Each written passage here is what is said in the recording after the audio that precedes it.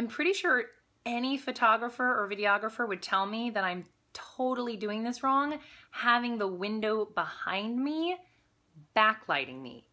But I'm going with it today.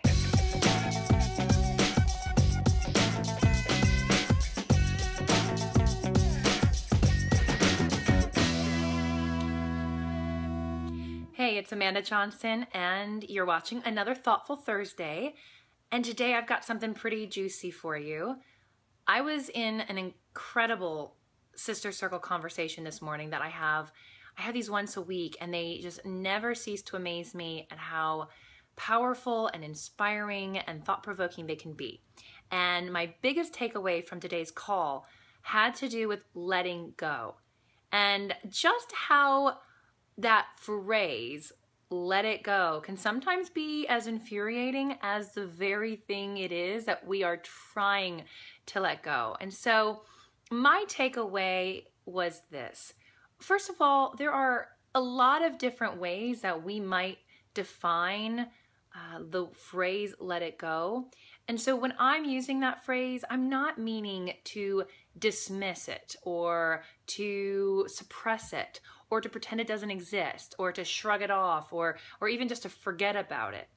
When I'm using the phrase, let it go, I'm using that more to signify a release. And actually, if that word release resonates more with you, I invite you to use it.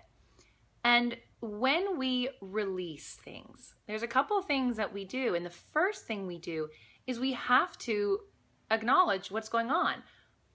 We need to become aware of it and notice what's happening in our body or in our thoughts or the triggers around us, and do so in a non-judgmental way.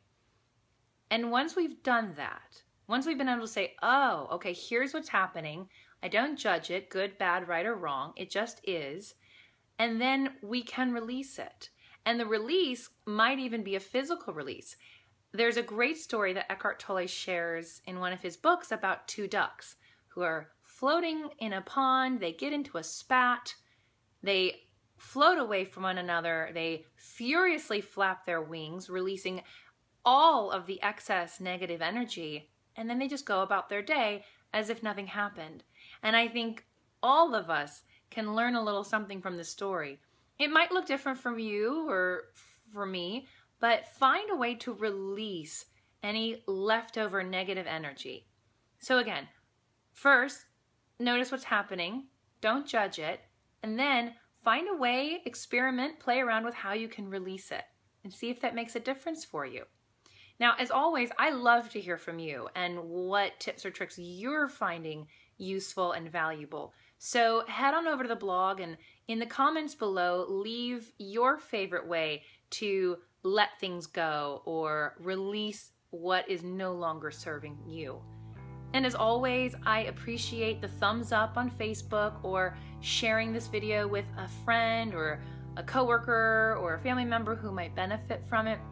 And I'm just so grateful to have you on this journey with me and know that some of the insights and tips that I've been learning along the way might be useful to you and of some value. So let me know if they are. If you have other questions that you're curious about, put those out there too. I'd be happy to respond to those.